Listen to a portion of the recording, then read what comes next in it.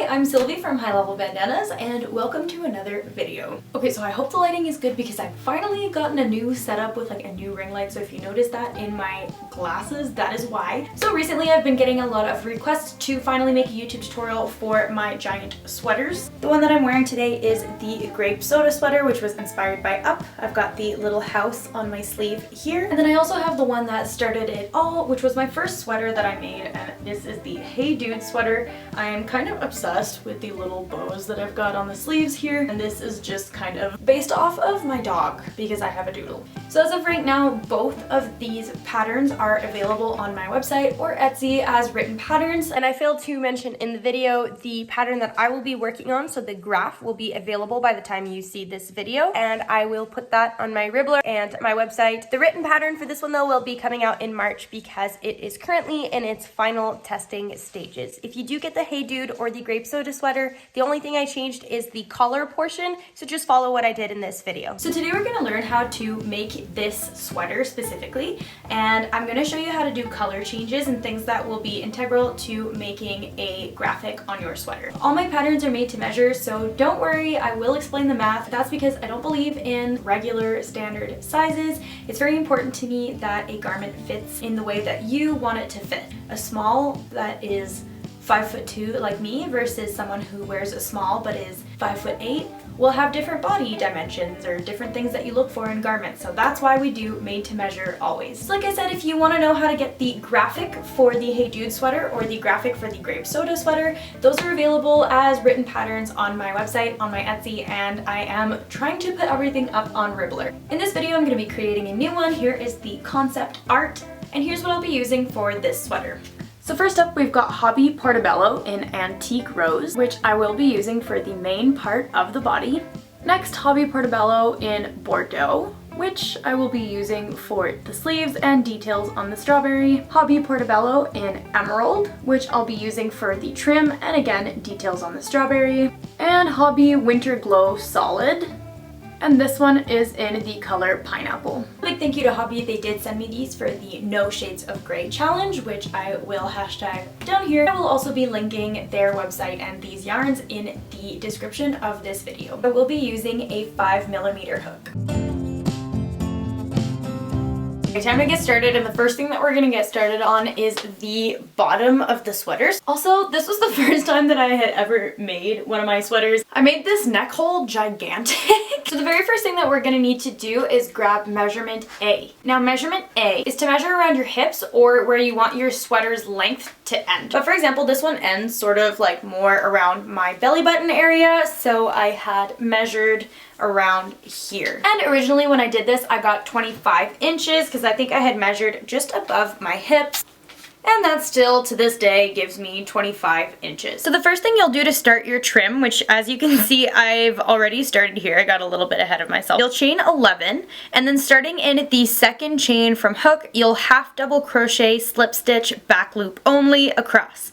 I know that's a mouthful, and don't worry, I will explain it. I will show you how to do it, but essentially that will give you 10 stitches across, and then you'll chain 1 and repeat. Let's just show you how to do this first. So half double crochet, slip stitch, back loop only.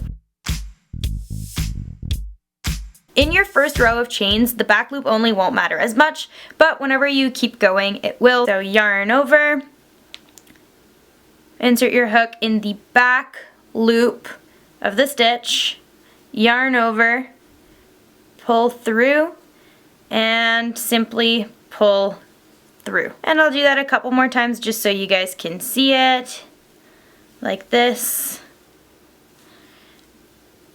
And you're doing that the entire way down your row. And once you get to the end of your row, like I said, you should now have 10 stitches, and you'll just slip stitch, turn your work, and repeat that all over again. And if I zoom you out a little bit again, you can see that this is the trim that I did on the cuffs as well. It looks sort of like knit, which I think is the part I love the absolute most about it. You can do trims that are a little bit simpler if you wanted to, like you could just do half double crochet and back loop only. I think this is a little bit more unique and a little bit more textured, and I swear by this. And from here, you guys are just gonna keep going until the entire length of this trim reaches measurement A. So I'm gonna keep keep going with this until I reach my 25 inches. I also forgot to mention for measurement A, you can add a few inches if you want it to be a little looser.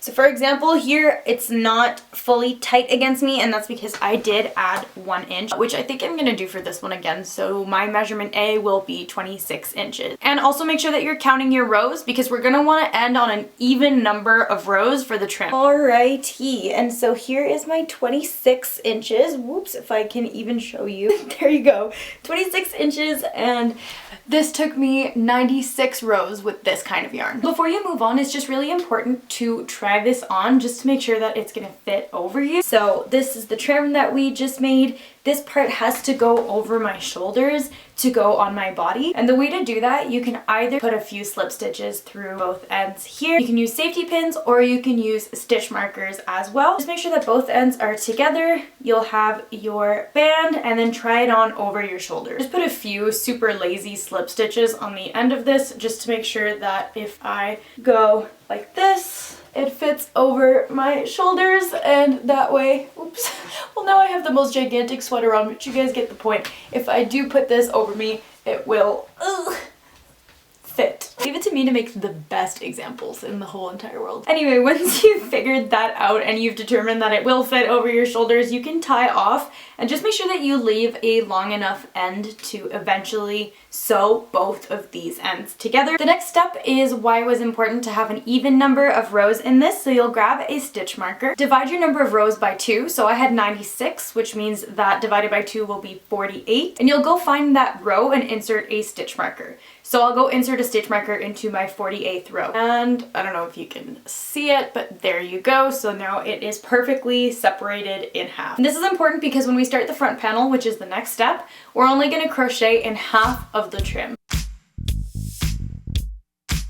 Front panel time. So the first thing that we're going to need to do, unfortunately, is make a swatch, which I know is a little bit odd for a made to measure pattern, but the thing is there's so much math involved in making this a made to measure pattern, so the swatch is going to help a lot. So start by chaining 9, and then starting in the second chain from the hook, you'll half double crochet 8. And we're going to repeat that until we have a total of 4 rows of 8 half double crochet. And at the end of each row, you'll chain 1 and turn, of course. Don't mind my really old ruler. I'm pretty sure I got that in elementary school, but as you can see, my swatch is about 1.5 inches tall, 2.5 inches wide. And I may not have mentioned this earlier, but it's super important that you make your swatch with the same yarn that you'll be using for your sweater, just to make sure that the math is as accurate as possible. So now we're doing measurement B, which is to figure out how wide you want your sweater. So by how wide, I mean from here to here. Mine is super duper oversized. I believe this one was 24 inches, not 28. And I'm glad I double checked that, because 28 would have been gigantic. 24 inches will be my measurement B. And to figure that out, guys, you can just kind of hold up a tape measure to yourself and see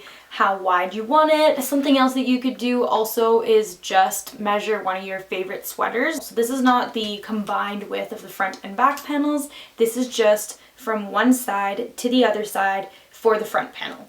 And the back panel will be the same eventually, but we're not there yet. Okay, so here comes the very first tricky part, which is our first portion of math. And that equation will be number of stitches in one row is equal to total number of inches required divided by your swatch width, that's in brackets, times 8. For me, 24 inches, which is my number of inches required, divided by 2.5, which is the width of my swatch in inches, and that is equal to 9.6. So that would be what's in my bracket, and times 8 equals 77. So I hope that that makes sense to you. So again, I'll have that written here so that you guys can kind of take a good look at it and fill in that equation for yourself. Just note that your number of stitches required has to be wider than the number of squares that there are in your graphic. For instance, this strawberry graphic that I'm going to be doing will have 25 stitches to make one row of it. That's the little number of squares in the graphic. So I know that I'm gonna have to have more than 25 stitches in one row. I calculated that I'll have 77 in that equation, so that's totally fine. But if I had calculated that I'd have 24, for example, then that wouldn't fit my graphic. Next up, we'll measure how tall or how kind of like long we want our sweater, which will be measurement C. Start at your collarbone and kind of go up to where you want it to end, which for me here will just be 15 inches. Keep in mind that you'll have about 2 inches of your trim to add on at the bottom afterwards, but I'm gonna stick to that 15 inches. All right, so another equation, and I will write this up on the screen again, and this one will be to figure out how many rows we want. So this one is rows required is equal to, in brackets, inches required divided by swatch length times 4. Alright, so here's my example. So it'll be 15 inches divided by 1.5, which was the length of my swatch, and that is equal to 10, and 10 times 4 is equal 40. So I'll need 40 rows to have 15 inches long. And again, I hope that makes sense, and again, it's going to be on the screen. And once again, this total number of rows must be greater than the total number of rows required in your graphic. So this strawberry graphic that I'm picking has 26 total rows, so I'm going to want to make sure that I have more than that. And I have 40, so I know I'm going to be okay. For example, the grape soda sweater that I had made, this one was pretty tight. I'll try and show you. So this sweater, as you can see, the bottom of the graphic started on my very first row. This is already the trim, and it ended at the very top, which again, there's maybe 1 row and then the trim for the collar. Now that that's out of the way, we can finally start making the front panel. Make sure you have your ribbing in the way that you want it to be. I like it when the little V's are facing downwards like this. So what you're gonna do is grab your main body color and you're gonna attach it with a slip stitch in the corner of your trim. So here's the corner, and I'm just going to place a slip stitch to attach that. Then you will chain 1 and half double crochet in the same stitch, like so. And I'm going to be crocheting over this little yarn tail so that I don't have to sew it in later. There's gonna be a little bit more math, and I'm gonna put it up on the screen, but we just need to figure out how many stitches per row we're gonna place. So knowing that half of my trim is 48 rows, because remember we placed the stitch marker and we're only going to be crocheting into half of this trim for the front panel. So 48 rows for my front panel. And I know that I need to place 77 stitches to have the width that I want for my sweater. So essentially what I'm doing is 77 divided by 48, which is 1.6. And I know that I can't place 1.6 stitches because that would be a miracle. So I know I can either place like 2 stitches in this one and then 1 stitch in the next one, etc., because 1.6 is close to 1.5, and I hope that that makes any sense. So like for example, if that number ended up as like 2, so for easy math here, let's say that I had 25 rows and I needed 50 stitches, so 50 divided by 25 is 2, then I know that I would have to place 2 half double crochets in every row of my trim. That's not the math that I have. Mine gave me 1.6, so I'm kind of just gonna place my 77 stitches across. I'm gonna count as I go, kind of like increasing every second row till I have 77 stitches, and I'm gonna make sure that that reaches my 48th row of my trim.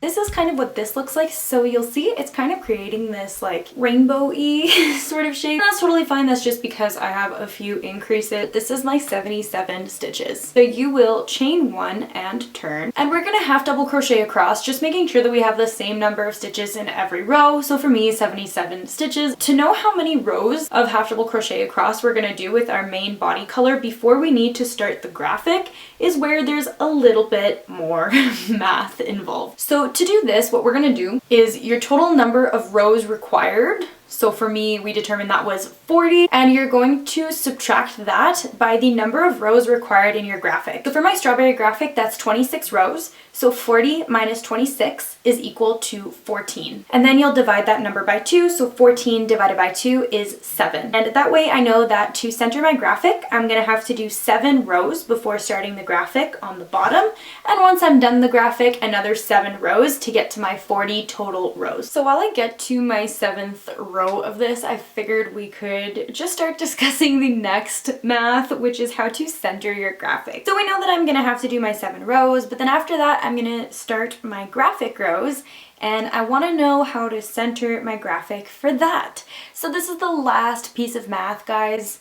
I think. Let's just get it out of the way. So that'll be the total number of stitches in your row minus the number of stitches required for the width of your graphic. So the total number of stitches in my row is 77 minus 25 is equal to 52. And then you'll divide that number by 2 so that we know how many stitches we need on either side. So 52 divided by 2 is equal to 26. I know that I'm gonna have 26 stitches on either side, meaning that my graphic will start on stitch 27. One problem you may encounter is if you get a decimal number. So if you divide your number by 2 and it ends up as like a 0.5, then just offset it by 1 stitch. You'll have one more stitch on one side and one less stitch on the other side. It's not that big of a difference and it won't be incredibly noticeable. And that was the last little equation that we're doing for a while. Alright, so I have completed my 7 rows, and this is kind of what it looks like. And that means that I'm on row 8, which is the row where I start my graphic. So we know that I have to, from the math that we just calculated, half double crochet 26 first. So here's my 26 stitches, and now my graphic starts on stitch 27. Now my graphic does still have the same shade of pink for another 11 stitches are still pink, so that's when I would do my 11. If it starts with a color change, then that's when you would do your color change. I've gotten to the point where I need to do a color change. So as you see here, I've sort of done half of my last half double crochet. I just haven't yarn over and pulled through yet. So what I'm gonna do is I'm going to make sure that my yarn is on the wrong side of the piece, and the wrong side is currently the side that is facing me. I know that because I have the little V's facing this way as opposed to on my right side where they're facing down. Just gonna be pulling through and completing that stitch, the red, like so. And what I'm going to be doing is crocheting over all the yarn ends, and I will be carrying my pink through. So typically, just for me, I like to keep the first stitch without the yarn ends through it, and then I'll go over my yarn ends. So they're here. I'll make sure that I have them kind of over my hook as I put my hook through the stitch, pull through, and then that way there's no dangly sort of pieces of yarn. And I'm gonna do the third one here. But since I only have 3 reds, then that means that I need to now pull through with my next color, which for me is pink. So I'll make sure that all my yarn strands are on the wrong side of the piece again, and I will pull through with pink. Now let's say that I had more red to put down. So let's say that here I needed to put down more red. I could probably carry this through all the way, but I don't need to do that right now just because it's only these stitches, but I will show you in the next row. Something else, if you haven't done any color work before, when you're looking at your chart, you're kind of reading it not like a book. The first row you would read kind of going this way, and then the next row would read the opposite way, depending on which side is your right side and which side is your wrong side. I'm back to where I need to switch my colors, but this time I'm on the right side of the piece, so all my strands are on this side. And it's going to be the same thing. So from here, I'm going to pull through with my red, which is already on the back here. So all I'm going to do is use the strand that's still connected from the back, yarn over, and pull through. My pink here, I'm gonna make sure that it's nice and sort of flush with the piece here so that when I work with my red, I can still insert my hook, make sure that that pink strand is over my hook, and yarn over, pull through with the red. Here you go. And once I need to switch again, since I carried the pink through, it's gonna be right here ready for me to use. So all I'm gonna do, just grab it and pull through to finish that last half double crochet that I made with the red strands. And then I can continue with my pink, and voila. And on the other side, I have no loose strands apart from obviously this red one that I started with. This is just the yarn tail from my initial red strand. From this point onwards, you're just working your graphic in rows of half double crochet, making sure that you still have that same number of stitches per row all the way up until you're done your graphic. Once you are done your graphic, then you're gonna add the same amount of stitches that we calculated at the beginning. So I did 7 to start with. I'll have 7 at the end. Okay, I don't know if this is gonna translate well to the camera, but it is the next day and I just wanted to show you guys the progress. Here's sort of like what I've got so far, and here's what I mean by using the 2 separate, I just ran up the stairs. If you look at the other side, I've got 1 skein of red going on this side and 1 skein of red for this side. And what that does is that I don't have to constantly carry the red through here. I'm essentially just going to be using enough red to make these 3, or even now it's 2 stitches on either side. Just a really good way to kind of like avoid losing all that yarn by carrying your yarn all the way through. So it's the next morning. I have finished the front part. This is also the first morning in a while where it's actually snowing and it's actually -14 here. I've finished my graphic, which I love. It is super cute. And then I also added my 7 rows at the top here that I calculated at the beginning for a total of 40 rows on my front panel. So already here you can really see that it's so much wider at the top than it is on the bottom because on the bottom we had started those increases. Anyway, it's time to move on to the back panel. So this is my front panel with these little V's facing downwards and my graphic facing me. Now working on this side of the trim to start the back panel. I'm going to insert my hook and pull up a slip stitch right beside the front panel here. It's going to be this stitch for me. Slip stitch. And then after that, we're going to do exactly what we did for the front panel. So you're going to put a half double crochet in that same stitch. And I am still going to be crocheting over this end so that I don't have to sew it in later. And from there, I'm going to place the same amount of stitches that I did for my front panel, which is 77. I'm going to do that in the exact same way that I did for the front panel. So kind of place an increase in every second stitch sort of thing, just so that I can get myself to that 77 stitches. Please excuse the quality. I am currently on the layover in Vancouver. I am taking you with me on my iPhone. I'm finally done the second panel, so the back panel. So it all looks like this. 40 rows and 77 stitches across. We're gonna figure out how to do the neck hole. Now, I know that this angle is not the greatest thing in the whole entire world, but you work with what you got. Just grab 2 stitch markers, place your front and back panels together like this. And what you're gonna wanna do here is place your stitch markers kind of like to pin both sides together where you think you want your neck hole to be. So mine kind of looks like this at the top. And then what you're gonna wanna do is try this on and just make sure that your head fits through that. So for me, it does not fit through that. And that's where we're gonna do a little bit of adjusting. Once you've figured out something that works for you, if you want to make it more precise, you can always count how many stitches are on either side. Make sure that you've got the same amount of stitches on the left side that you do on the right side. All that we're gonna do now is just sew those shoulder seams. So from the corner to your stitch marker. Now it's time to add the neck trim. You can do the same length of trim that you did for the bottom, or you can make that way taller if you want it to be like a fold over sort of color. Guys, I'm back from Vancouver. In my hotel room, I had filmed how to do the neck trim, but I'm gonna refilm it and give you guys a better explanation because A, the filming was horrible, and B, my neck trim is a little bit wide. And so if you guys find that this happens to you, so as you can see, it's bigger than the neck hole, so it's flopping open like this, as you follow with the next steps, do what I'm doing and size down a full hook size. So I'm using a 5mm hook for the whole entire piece, but for this neck trim, I'm gonna size down to a 4mm. Find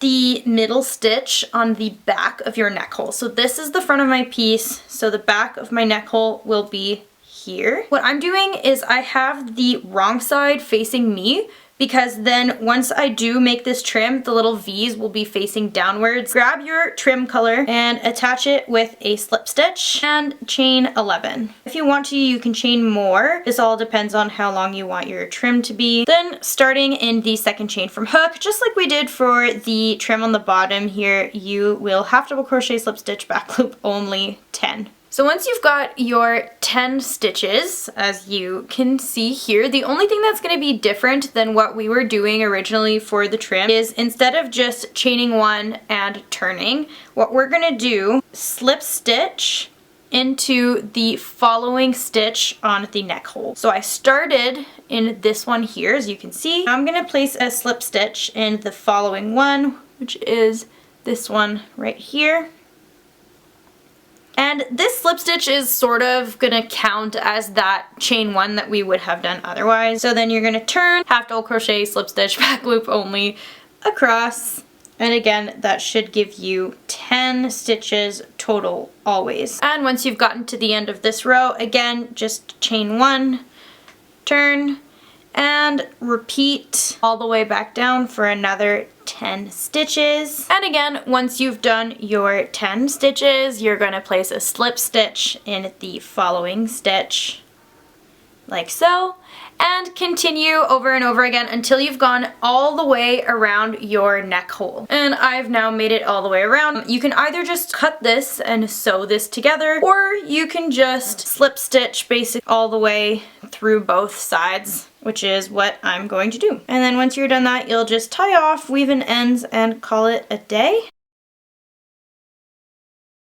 Alright, it's finally time to move on to the sleeves, and we are almost done. So one quick last measurement that we're going to do here just to figure out the length of the sleeve that you need. So this is measurement D, and basically what you're going to do is you're going to measure, here let me get my tape measure, your arm span from wrist to wrist. So if I were to sort of fold this out like that, and then take away the 2 inches from where I'm holding it before it holds my wrist, that gives me 55 inches wide. Take the width of your front or back panel and you're going to subtract that from your arm span. So for me it'll be 55 minus 24, and then you'll divide that by 2 because we have 2 arms. So 55 minus 24 for me equals 31, and then divided by 2 is 15.5 inches, and that will be your measurement D. So that means for me each sleeve will be 15.5 inches. Then there's measurement E, which is how wide you want your sleeve. Now you can kind of just measure from a sleeve that you like how wide it is. As long as it's thicker than your actual arm, then it's fine. I'm just gonna freehand it because I know that I like really thick sleeves, so I'm probably just gonna make it about this thick on either side. For my sleeve, I'm gonna go back to using red. Depending on what you got for measurement E, you can grab it from the top to wherever you want. I'm, again, just gonna freehand it. It's gonna be pretty much in the middle of my piece here. And what you're gonna do is you're gonna insert your hook and pull through a slip stitch. Then you're gonna half double crochet in that same stitch. You kind of know the deal by now, and also just you're gonna wanna make sure that the right side is always facing you. And then what you're going to want to do is make sure that it matches up exactly on the other side. So same row that you inserted in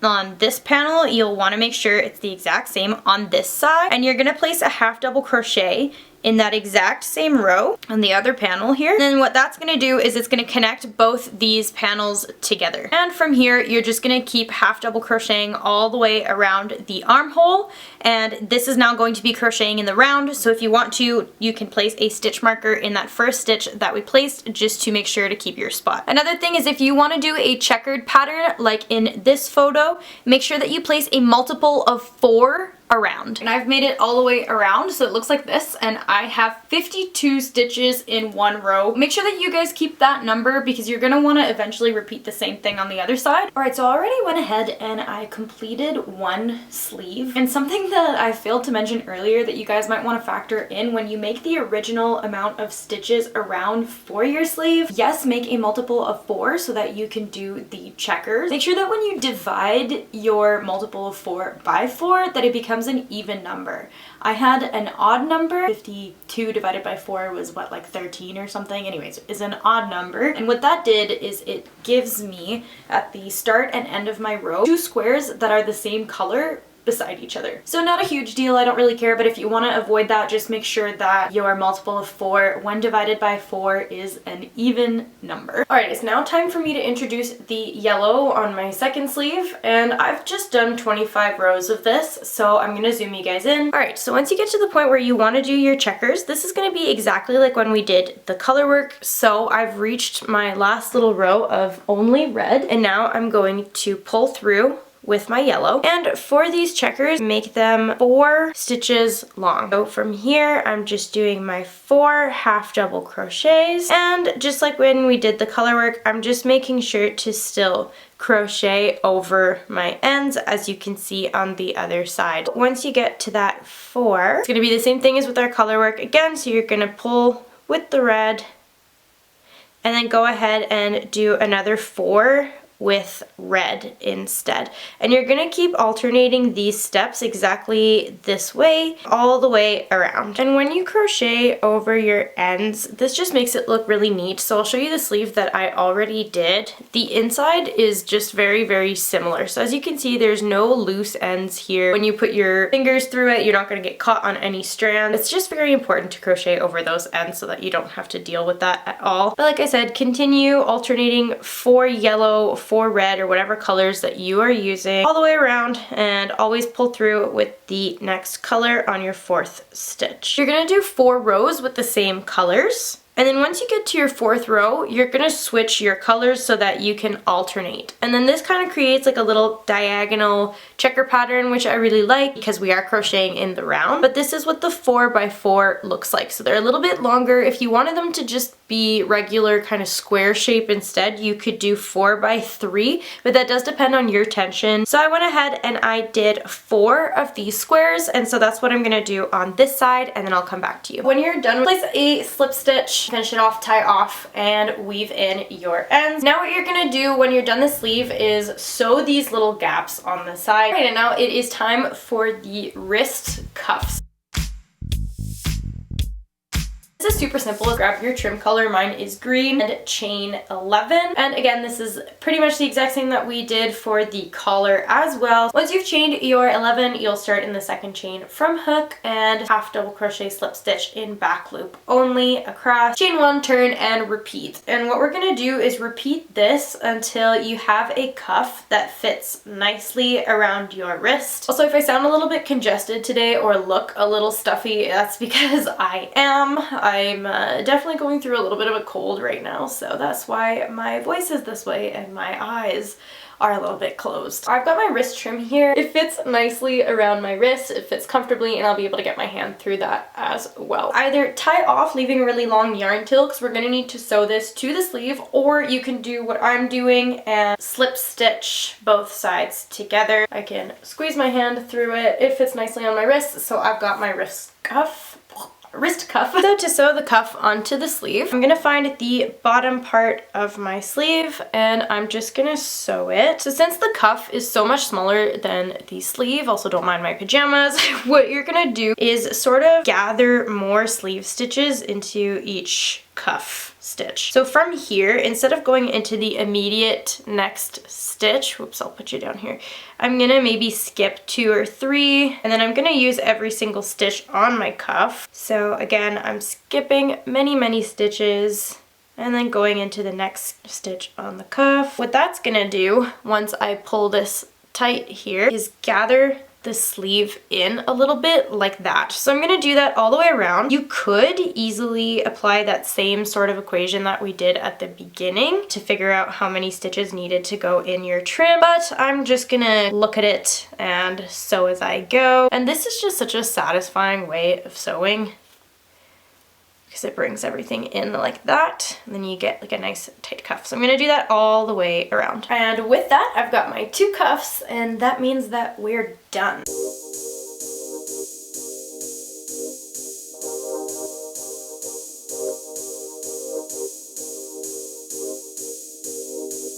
So there you go, guys. That is how to make a graphic sweater, and if you make it, definitely tag me. I would love to see it. And on that note, thank you guys so much for watching, and I'll see you in the next video.